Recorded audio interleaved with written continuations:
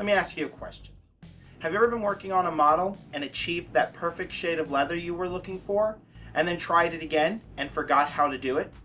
Have you ever been so excited to convert a model that when the model finally came out, you completely forgot the idea that you had? Well, in today's quick tip tutorial, I'm going to tell you how to keep from that happening.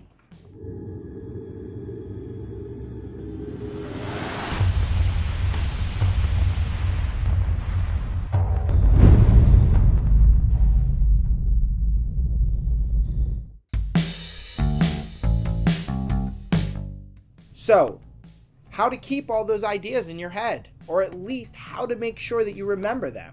Well, the thing you want to do, and my tip for you, is to keep a painting journal. Now, a lot of people might say, Devin, I keep a few scrawls of paper, I write things down.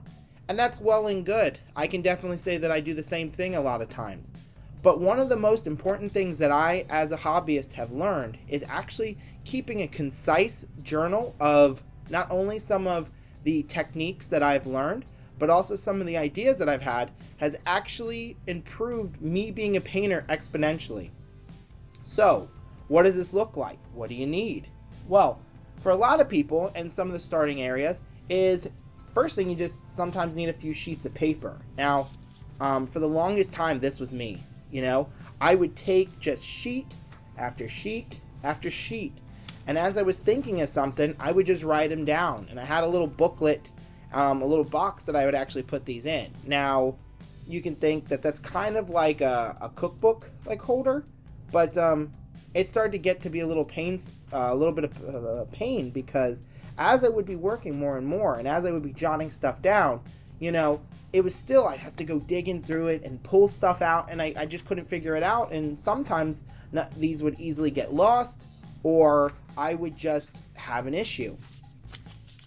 So then what's the next step? You know, you don't want to keep little pieces of paper around because you might lose them. So what has become my holy grail that exists at my painting desk, and is, in my opinion, a tool that is almost as important as your paintbrushes and the paint and the models that you're working on, and that is your painting journal. Now, this is my painting journal, and it means a lot to me. And anytime you might see me at a show or attending painting classes, 9 times out of 10, unless it's been a really bad day, this is right by my side. Now, I specifically chose this painting journal because it's a sketchbook that you're able to use acrylics on, which is really beneficial because it allows me that if I'm working on a model, that I can paint directly into the book. Now, let me show you what that means. So, when I was working on a model, and I'll show you here, you can see right here that these are some of the colors that I was using on a specific theme that I was doing. And that was super beneficial for me, because as I was improving and as I was trying to go back and duplicate some of my ideas, you know, they were all right here, and I could actually see the colors that I used. Now, another beneficial way that a painting journal might benefit you is, I know, and this is a little bit of a fun story about myself. So right before Mark III released, and I saw the Ragnar model for the first time, I got so excited. I was just like, man, that's such a cool sculpt, and I had so many cool ideas, but not at all was I about his baseball arm, where he's just kind of setting his hand on top of his hammer.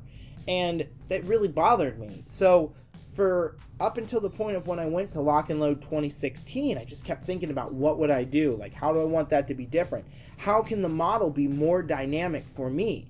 So once I had an idea for it, I actually wrote it down on this page. See if that'll work. So I wrote it down right here on this page. And what you'll see is that it says Ragnar Sky Splitter, that I wanted to reposition the mace into the air, and some of the cuts that I felt that I was going to have to make, looking at the pictures of the model more closely, and trying to figure out what I was going to do. Now, for anybody who was around me during the release of Mark III at Lock and Load, remembers probably the time of when I get my new troll box with Ragnar and my bouncer and my impaler and my axer, and quickly I rush past Pagani and I run over to my table and I rip the box open and I pull out Ragnar and immediately cut his arm off. And I mean, I just start sawing through his hand. And there's people walking up to me going like, what are you doing? You know, you're cutting up a brand new model. And I was able to do that because right there by my side was my painting journal. And in there I kept detailed thoughts on how I was going to do this. So within 10 minutes of actually opening the box upon the release of Mark III, I was already able to convert my Ragnar into something that I wanted. And if you've looked at any of my earlier stuff, you might have seen my Ragnar, and his you know, his mace is up in, his hammer is up in the air, and he's got this this ton of stones floating from his other hand.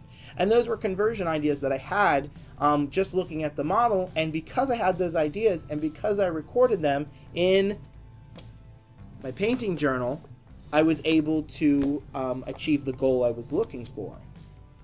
So a lot of reasons why I can not stress enough the reason of keeping a painting journal is that no matter whether you're taking classes, as I've taken many classes with Roman Lapat and Rafa from Massive Voodoo, and all of their classes have a lot of hands-on parts and have a lot of notes that you could be taking.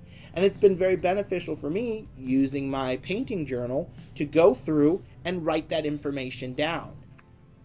I also use my painting journal to go through, and as I'm working on new recipes or mixing or playing around with colors, I write them down in here. And just because something may not work perfectly, I can definitely remember by looking in here and seeing my notes that don't try that again, or it didn't work for me, or maybe that's not something I wanted to do. And that could be tons and tons of information. So these are just some of the recipes that I've kept, or just techniques of things that I've decided I wanted to do. And I mean, it goes for pages upon pages. You can see some of my color splotches right there. And I keep track of the paints I use, and if I'm working on specific models. So like one of the major models that I'm working on right now is Horgel 2. And as you can see right here with Horgel, that I just have started keeping notes about some of the stuff that I'm working with, colors that I'm using on the fire right here, so that if I was to go and replicate it, or if I needed to touch it up or work on it a little bit more, I've got everything that I use all in one place.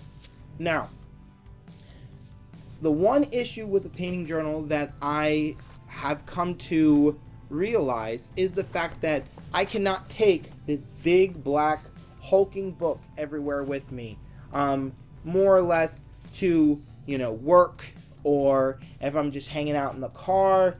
It's not something that I take everywhere with me. Its main purpose is to stay by my painting desk or follow me to conventions, or workshops. Now, another thing that has benefited me with my painting journal is actually when I'm at work, or if I'm able to watch a video, or am talking to somebody and I have this great idea about a color I want to use, or I want to focus on something like a technique, or I just have this epiphany about something I want to do, I actually keep a smaller little notebook around with me, whether it's in my car or I keep it in my jacket pocket, and I will take whatever notes or whatever thoughts I have, and I'll quickly jot them down in my little booklet, and I will bring them home. And if it's anything of basically of great measure, something that I think is really beneficial, I will transpose it from my little mini notebook into my painting journal, and that's become quite helpful. I actually learned the technique of keeping a little notebook from Rafa from Massive Voodoo. It was something I noticed him doing at Nova, the Nova Open, when he was teaching workshops, and you would kind of see him stop and kind of take note of what he was doing, and then he would just pull out this little moleskin notebook and write it down. And I was super intrigued by that, and so I decided to replicate it, and it's been something super beneficial. So, to go back over some of the things we talked about, keep a painting journal. I mean, any sort of book that you can get that you can kind of write, draw, sketch in, is going to be super beneficial for you. This big hulking thing is going to last me, has already lasted me for about 2 years, and I've probably got about a quarter of it done. If I got to paint as much as I wanted to, it would probably be a lot more full or more full of stuff. But you know, I've filled it up pretty well. And it's great because once I finish with this, I'll be able to move on to another one, and it's a real good way for you to keep track of yourself and the growth that you're experiencing. Thanks.